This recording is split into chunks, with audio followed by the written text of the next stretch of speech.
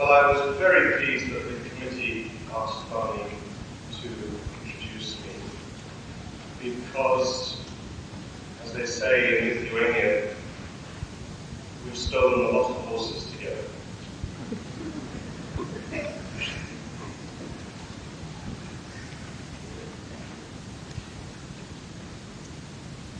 This is a paper about morality, imagination, depression, and aggression. And if that isn't enough for you, I introduce the nuclear situation as a kind of case illustration. Women and men are moral creatures. Psychology, ethology, and the arts all attest to this. Yet, our innate moral sense does not guarantee ethical behavior, either in relationship to ourselves, to others, or to the general human landscape.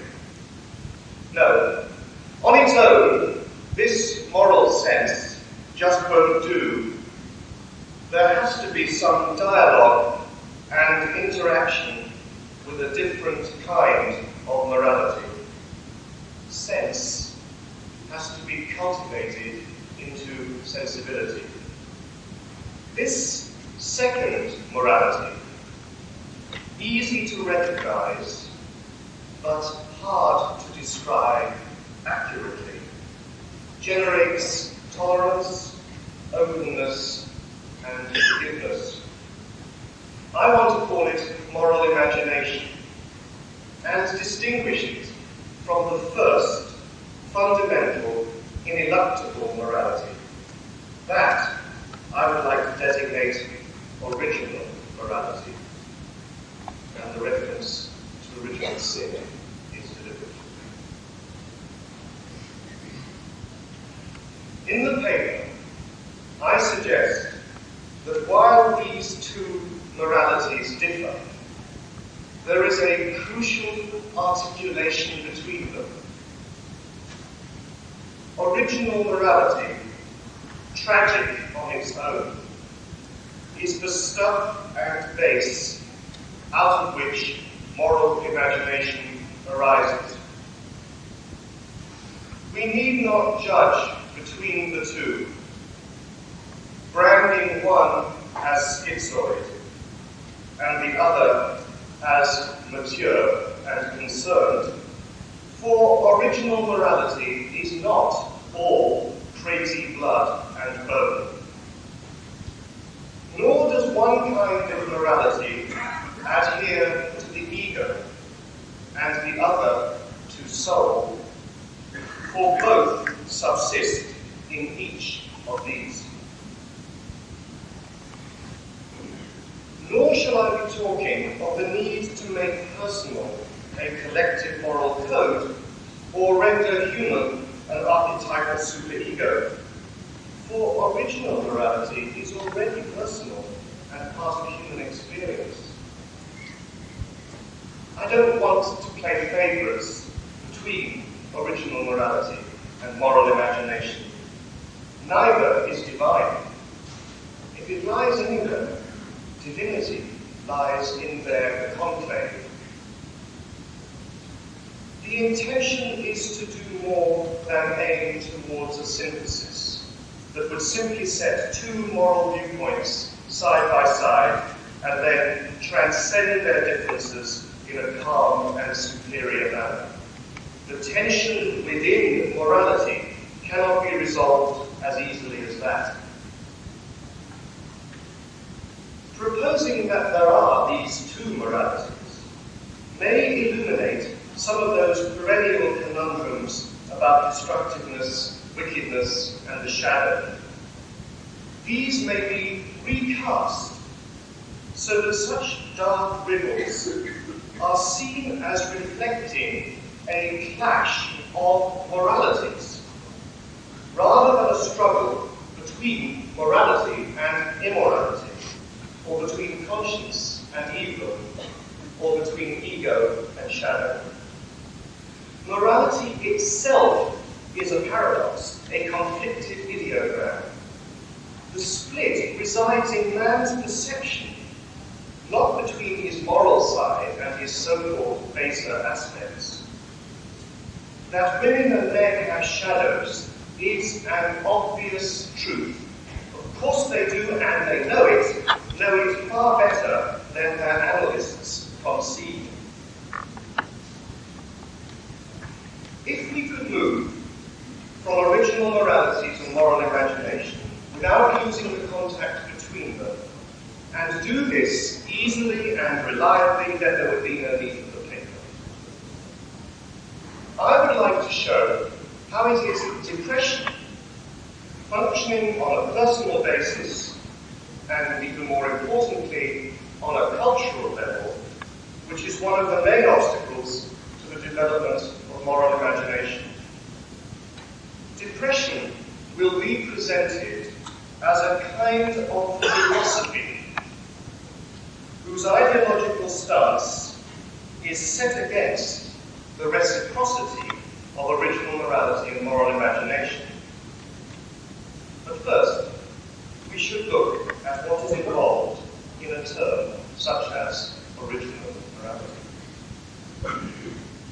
Jung pointed out that morality emanates from within. It is a daemon, a voice which we have in us from the start. He was referring to our moral nature, of course, and not precise moral formulations.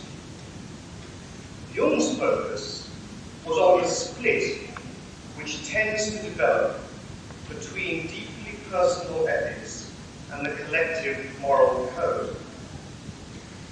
What I'd like to add to Jung's recognition that morality has its own force and drive is an attempt to go further into its dynamics without presupposing the kind of conflict he describes. Without presupposing the kind of conflict he describes.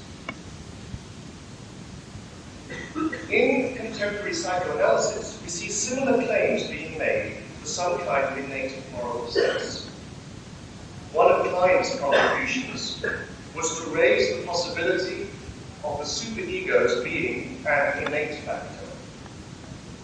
This idea then forms one theoretical base for Winnicott's insistence that children have an innate moral sense and are not born amoral. Milner also suggests that we stop seeing morality as something implanted in children by parents and society.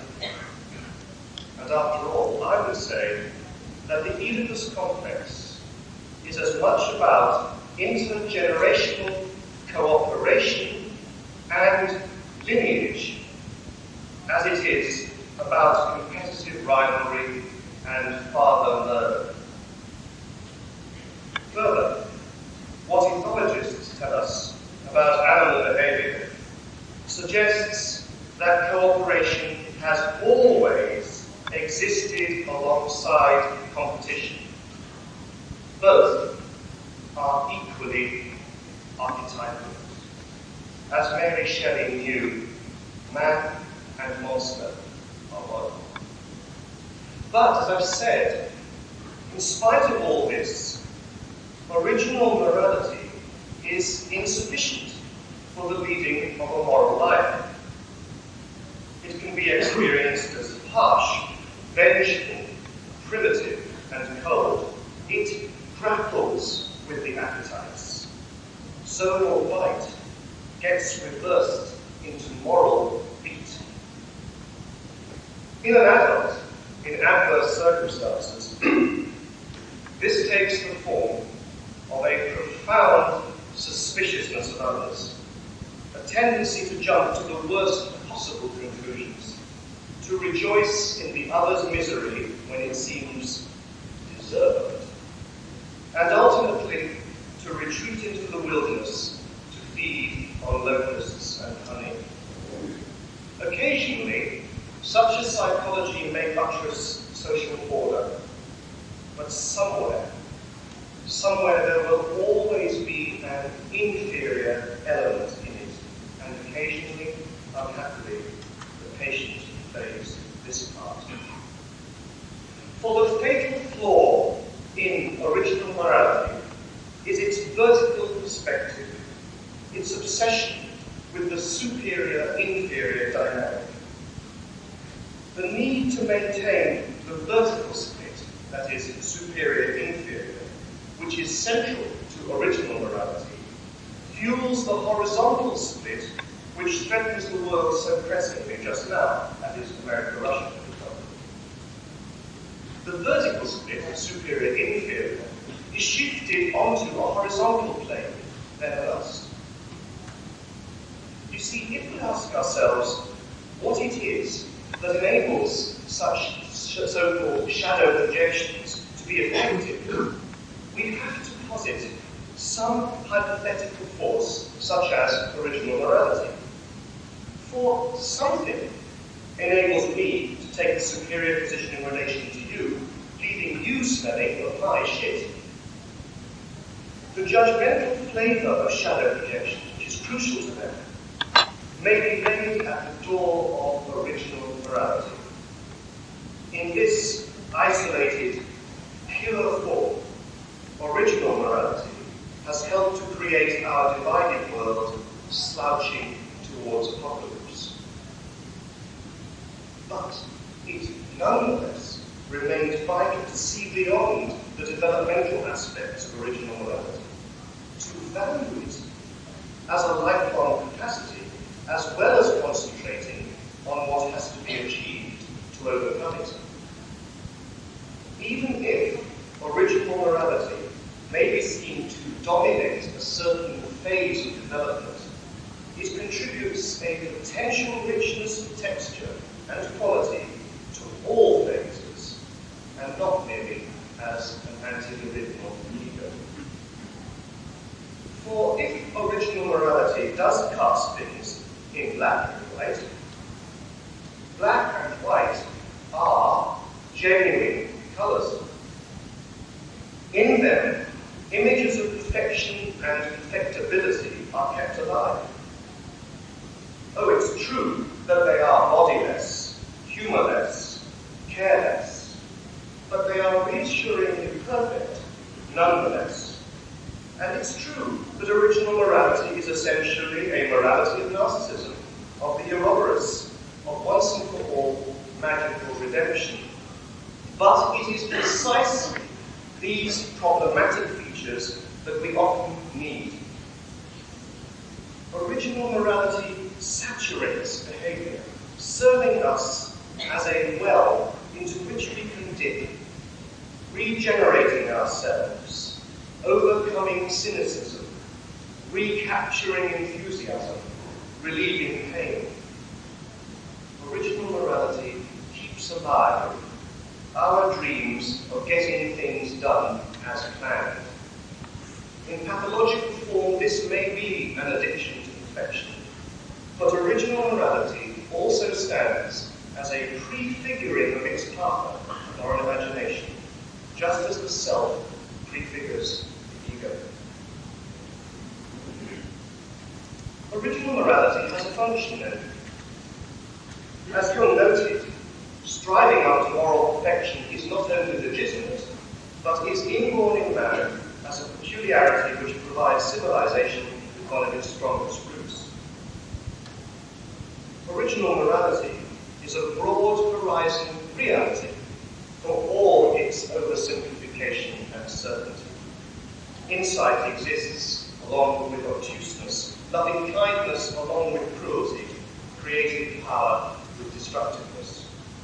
Original morality is present in the experience of being in love, when the loved one can do no wrong, and in the experience of hate, when he or she can do nothing right.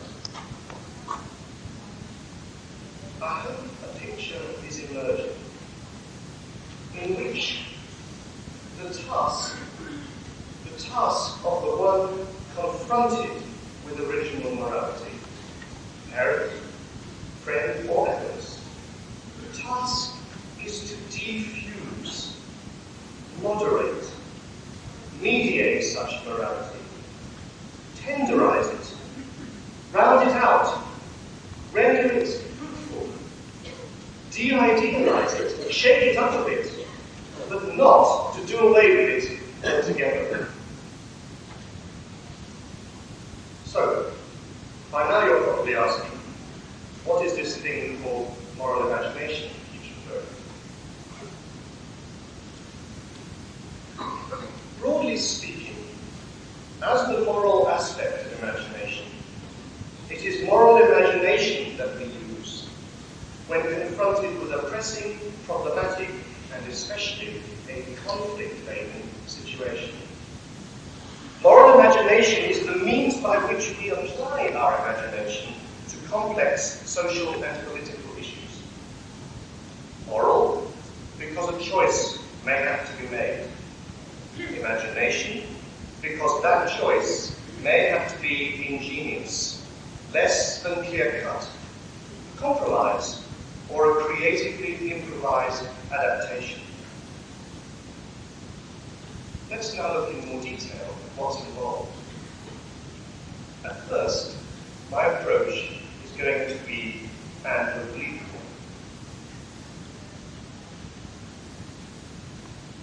one. Right at the start of the Jewish Day of Atonement service, Yom Kippur, there was a short prayer of fundamental importance.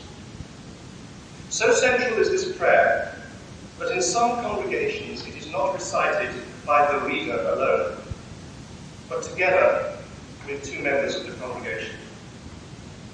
In all versions of the ritual, the prayer is recited 3 times, and may therefore be assumed to be of supreme significance. This is the prayer. All vows, bonds, oaths, devotions, promises, penalties, and obligations, wherewith we have vowed, sworn, devoted, and bound ourselves, from this day of atonement unto the next day of atonement, lo, all these we repent us in them. They shall be absolved, released, annulled, made void, and of none effect. They shall not be binding, nor shall they have any power. Our vows shall not be vows. Our bonds shall not be bonds, and our oaths shall not be oaths. Our vows shall not be vows. What are we to make of this extraordinary pronouncement, which is the equivalent of cancelling all resolutions at the very moment of making them? Remember, this is the High Holy Day. There are 3 possible understandings of the prayer. First, we must be careful not to aim too high, making promises for the future which we cannot keep because of our human limitations. Given the massive sanctions laid down in the Old Testament against those who break their vows, it is crucial to get in, right at the start of a process of repentance and atonement, the possibility that it won't work out as intended in the future. That is why reference is made to the period between this Day of Atonement and the one next year. Now, those of you who are either Jewish or know something about Judaism will not be surprised to hear that the second interpretation of this Kol Nidre prayer is exactly the opposite. That the vows, bonds, promises which are being annulled refer to those made last year, which experience has shown to be unfulfilled or unfulfillable. It is clearly urgently necessary to cancel these promises. We are, even now, right now, in breach of them. And finally, the third reading, by cancelling all human moral contracts, we are free to contract with God. I've introduced these reflections on the Yom Kippur ritual to show that a recognition of the unlivable nature of original morality on its own lies right at the heart even of Judaism, so often said to be the source of repressive and legalistic moralism. Judaism, perhaps like all religions, enjoys and suffers the tension between original morality, which is sure as hell not lacking therein, and moral imagination. It is not a case of contrasting absolute moral principle with relative quasi-moral behavior. What I'm saying is that both original morality and moral imagination have principles, and what follows may be taken as an attempt to outline some of the principles of moral imagination. I think that moral imagination contains an intuitive and psychological understanding of what a moral principle really is.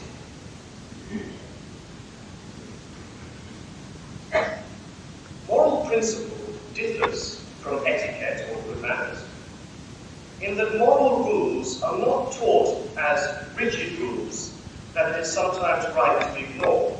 That's etiquette. Rather, we tend to teach that sometimes it's morally permissible to tell lies. We call them social lies or white lies. Sometimes we're told that it's morally permissible to break promises, as when ill on the day of an appointment. And sometimes it's morally permissible to refuse help when the cost of giving it seems excessive or disproportionate. So you see, we tend to accommodate the exceptions within morality. Accommodating the exceptions within morality suggests that forgiveness and not blame characterizes moral imagination. Forgiveness of one part of the self by another part. Forgiveness of another person or by another person. Forgiveness of one group by another group. Forgiveness is important because it can bring a new element into a situation. It is therefore creative, it's imaginative, and to a degree an autonomous force in psyche and culture. This can be seen in analysis when the patient explores the alarming possibility of forgiving his parents for the damage he feels they have done to him. The patient leaves off his armor and displays a new hospitality towards his images of the past. It is the very justification of reductive analysis. Continuing to discuss moral imagination, we come to the question of what I would call moral pluralism. Though I intend to develop a different set of ideas here, I'm also thinking of things like a morality of transition, liminal morality, differing moralities attached to the differing erotogenic zones, or to specific images, or to the various gods, or to the stages of life. I'm not talking about those things, I'm thinking about them.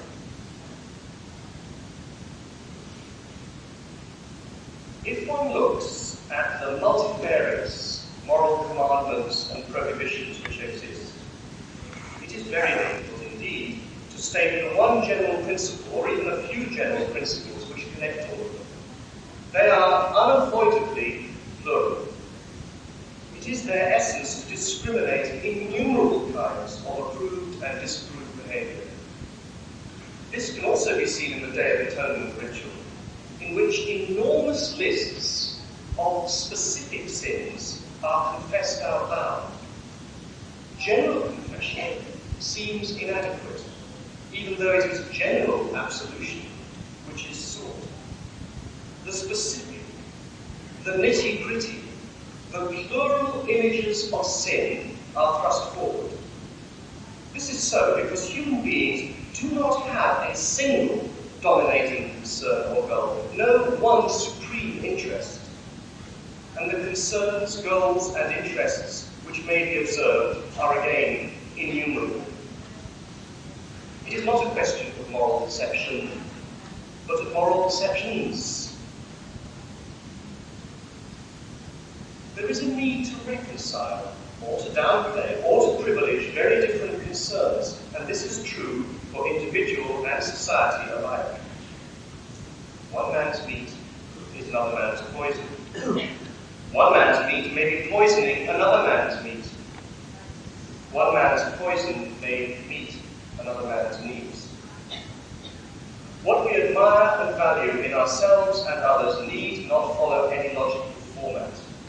Warmth and openness, together with careful attention to detail, driving ambition and pervasive self-doubt.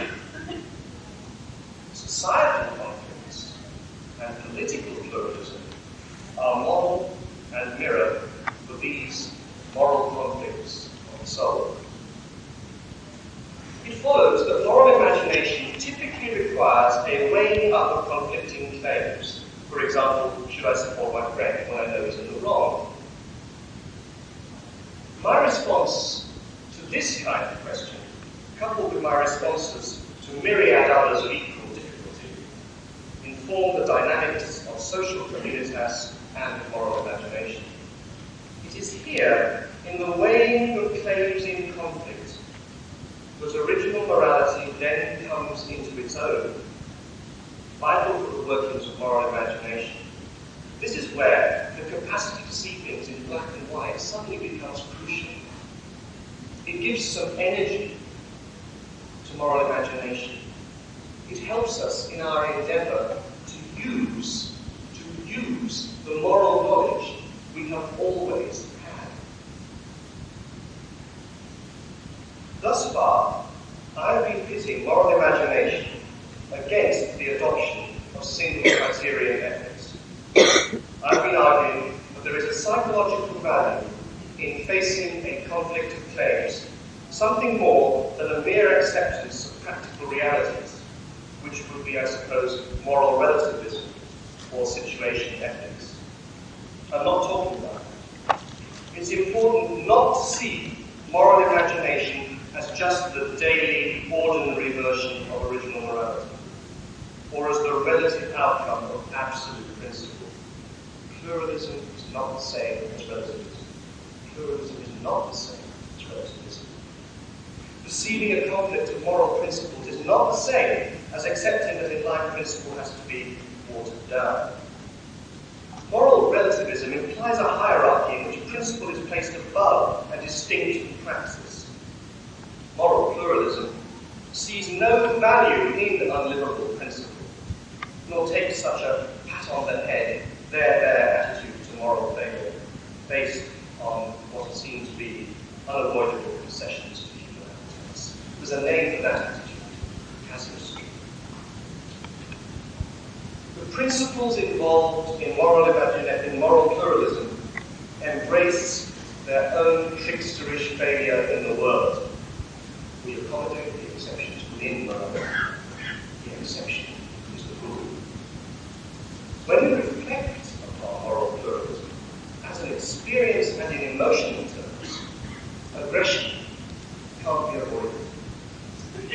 Without aggression, conflict remains a word and not a living and coruscating process. Aggression fuels moral imagination. Well, these remarks on moral principle, forgiveness, and moral pluralism bring to an end my brief account of moral imagination. So now I've talked about original morality, talked about moral imagination. Now, as I promised at the outset, I think it's time to consider how depression drives a wedge between original morality and moral imagination, completely cutting off, castrating their dialogue, and crushing their mutual fertilization. I want to present depression as a philosophy of our day, dedicated to the suppression and condemnation of aggression. As such, depression may be seen as a moral disorder and injurious to moral imagination. Depressed patients tell us of being overwhelmed by feelings of badness and, above all, of destructiveness. For some, the issue is one of having destroyed in fantasy the loved person who was necessary for emotional survival. Ambivalence was simply not a possibility. For others, depression is a means of guaranteeing parental love and parental acceptance by gainsaying or denying the aggression which is felt not to be permitted by the parents. Now, one of the very many consequences of depression, the one I want to focus on, is that the psychological value of aggressive fantasy is completely lost. Depression, functioning as a moral philosophy, promotes two seemingly intractable conflations or mix-ups. First, of aggressive fantasy and destructive fantasy. And the second one, between fantasy and action. Let's consider these in turn.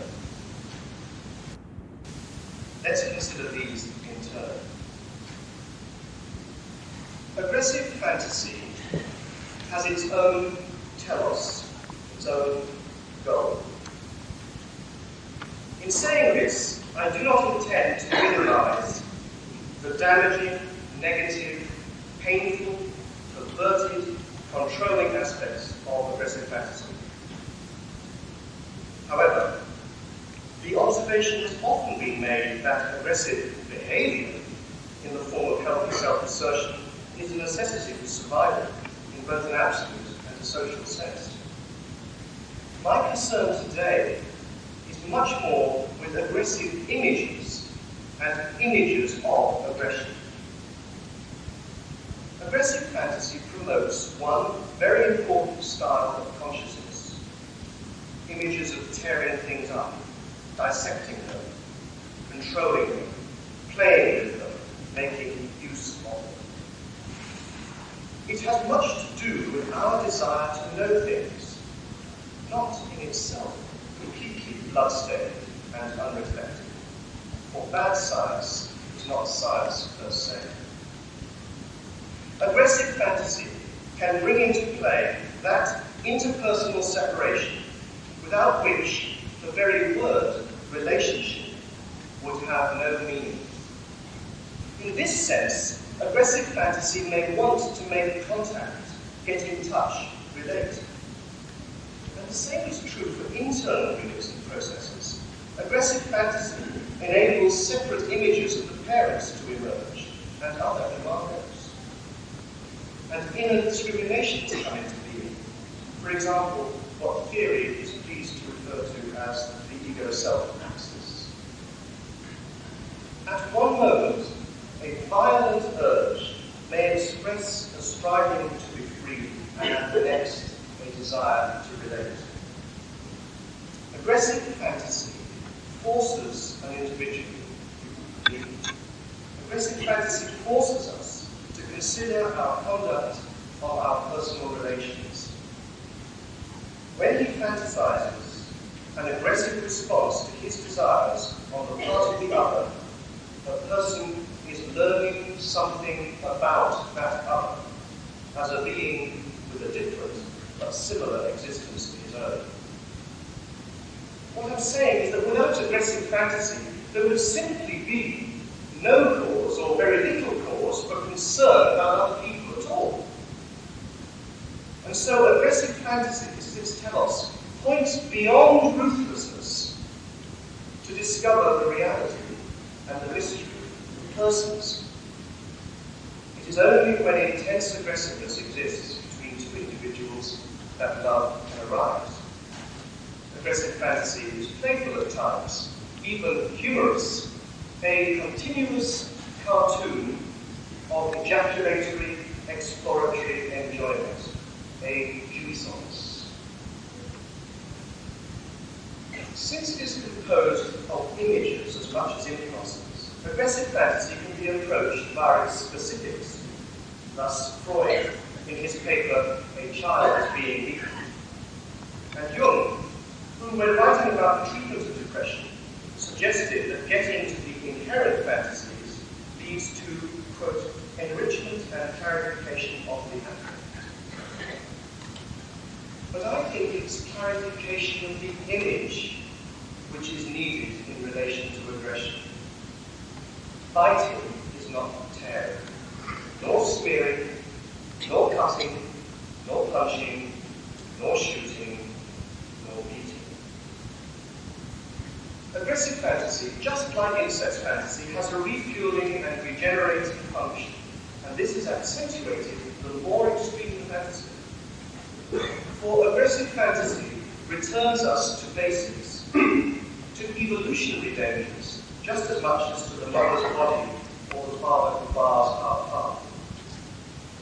What Jung pioneered for fantasies of incestuous sexuality in symbols of transformation should be attempted for aggressive fantasy. This would mean, for example, that aggression between persons, or the aggressive fantasy of one about the other, may not only be about those two persons, whose symbolic meaning as well as its literal potential engages our interest. The perversity and horror of aggressive fantasy may give it its creative capacity to nourish the soul.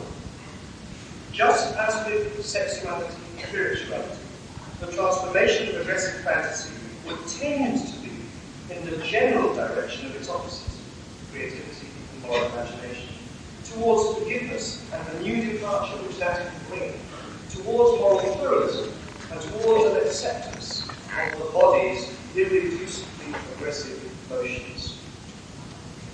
And we shouldn't forget the thrill and excitement of aggressive fantasy, its action in and upon sexuality and feeding. And then there's the bliss of the calm after the storm.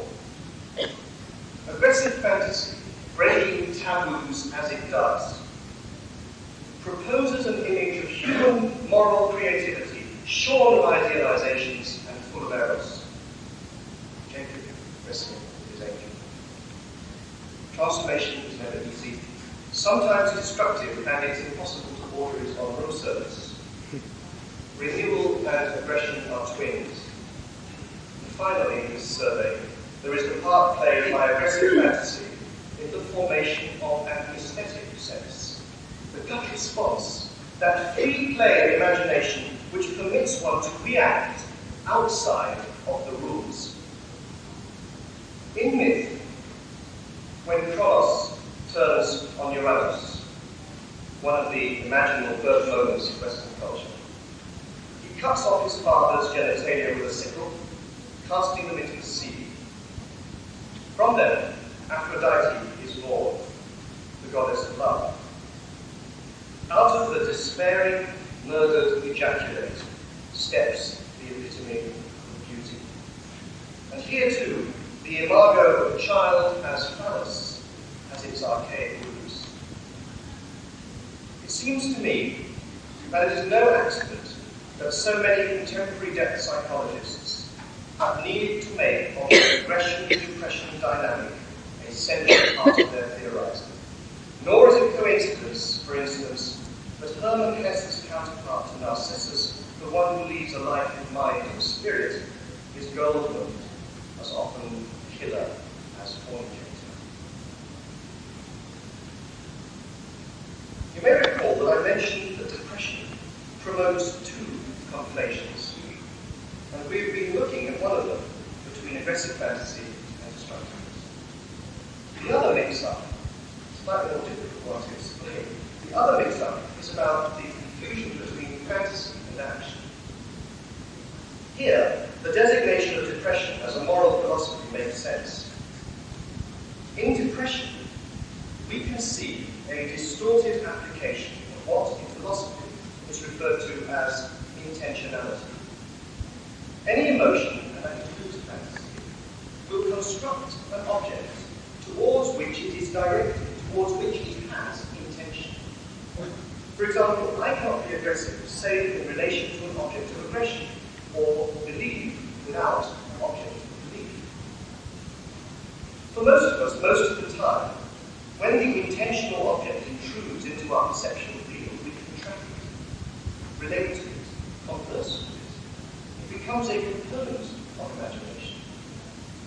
But in depression, the strength of fantasy and the consequences ascribed to it by the ego make for intentional objects of immense power. While the value of intentional objects is that they facilitate emotional expression, they are coming to psychic dominance as they do in the omnipotent destructive fantasies of a depressed person, has absolutely the opposite effect. A paralysis of the imagination and a landslide victory for original morality. Instead of imagination and free-flowing intentionality, we are confronted with an appallingly literal portrayal of the outcome of fantasy. In the language of philosophy, in depression, intentional objects become material objects, and a depressed person cannot dance the inner-outer tango.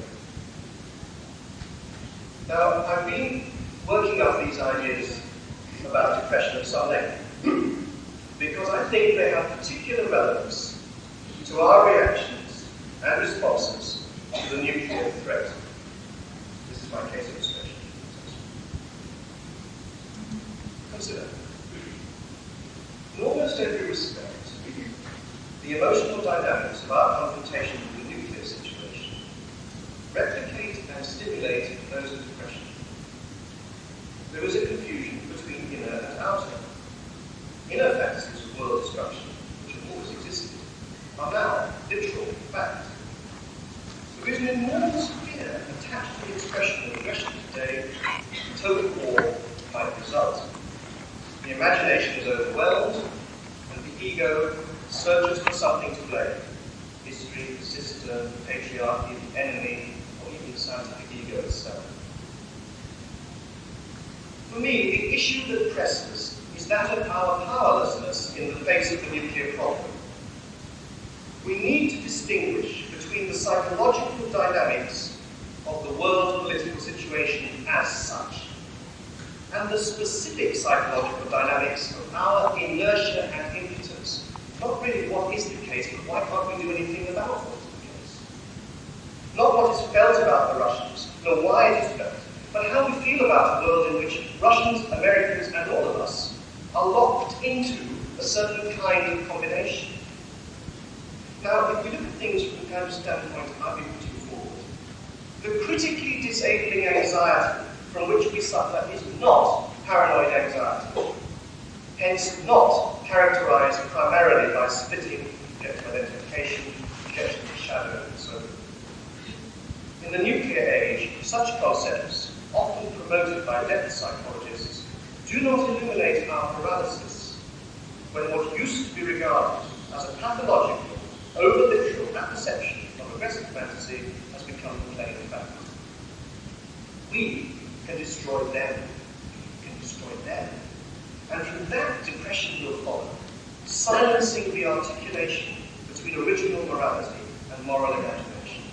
So, no moralism, no forgiveness, no pluralism, only the control of arms. Like depression, the nuclear situation forces us to stay locked in to original morality.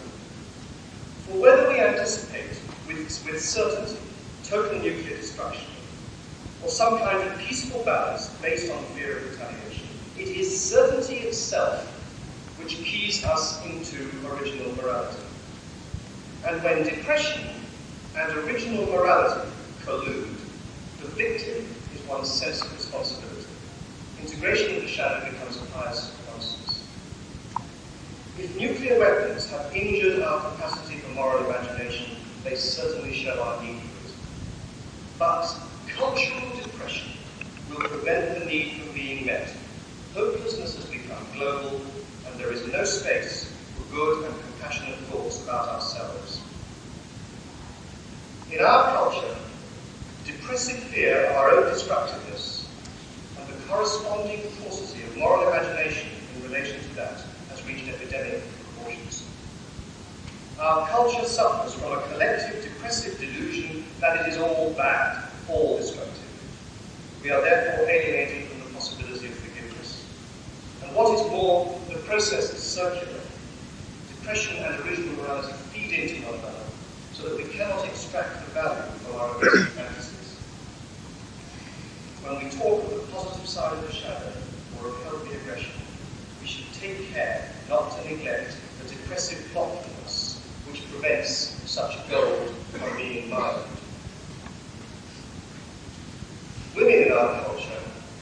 experience particular problems concerning aggression.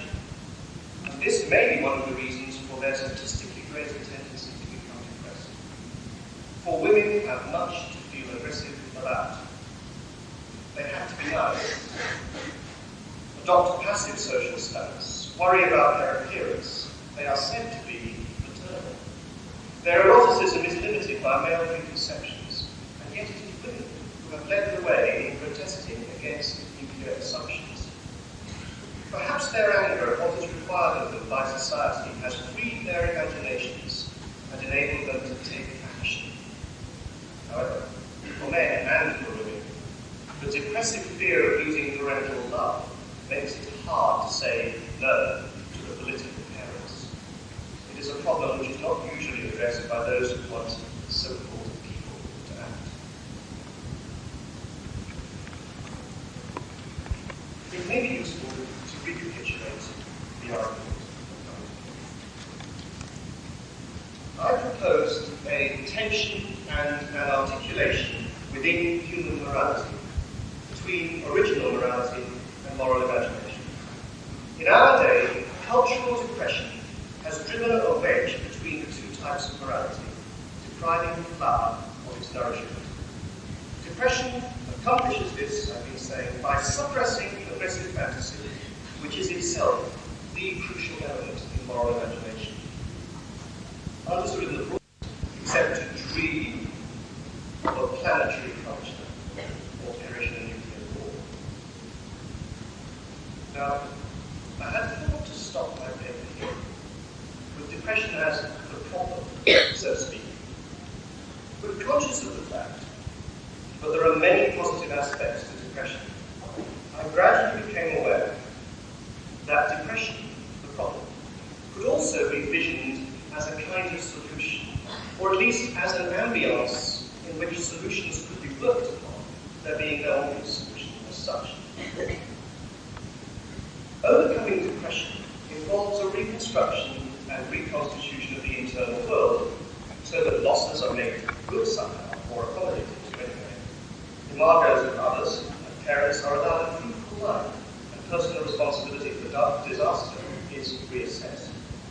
Now, all of these do involve entering fantasy, which could include owning the images of aggressive fantasy, and hence one's potential for aggressive or warlike discharge. But there is an alternative to discharge, and that is to be forgiven for one's aggression. Above all by oneself, perhaps, or by its recipient, whether friend, enemy, or hate.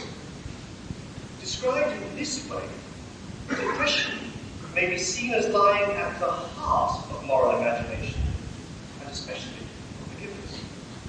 Paradoxically, depression may then actually constitute a link between original morality and moral imagination, as well as being the prime attack on that link.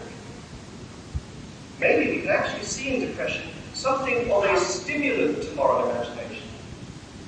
For depression forces us to take fantasy seriously, if not literally. This means facing the potential outer reality of aggressive fantasy alongside the inner creativity which I've been outlining. When that happens, if that happens, depression becomes the forum for an integration of the instinctual body and the imaginative soul. And our aggressive dreams start to show us the meaning of our despair. Finally, I want to introduce the metaphor of depression as a search. For the individual, such a search may have to be a search of collective memory. Memory, mother of the muses, and hence of creativity generally. The work of memory is the work of the mourning. In the nuclear age, we have to search in our memory for the archaic fascination with death, which spawned civilization, and from which we have turned our faces. Depression may be seen as a piecing together over a long time of a solution. That is partly why the writer has to get depressed when the book isn't going well. The mother when the baby won't feed. the worker when faced with unemployment, each of us when threatened by the bomb. All have to search for a solution. The depressive process, static on the surface, is really a flow of information, intuitions, and images leading to a reorganization of these. Well, that is all that is meant by a solution, not cure or getting rid of depression. The misery of depression comes in part from the awful slowness of this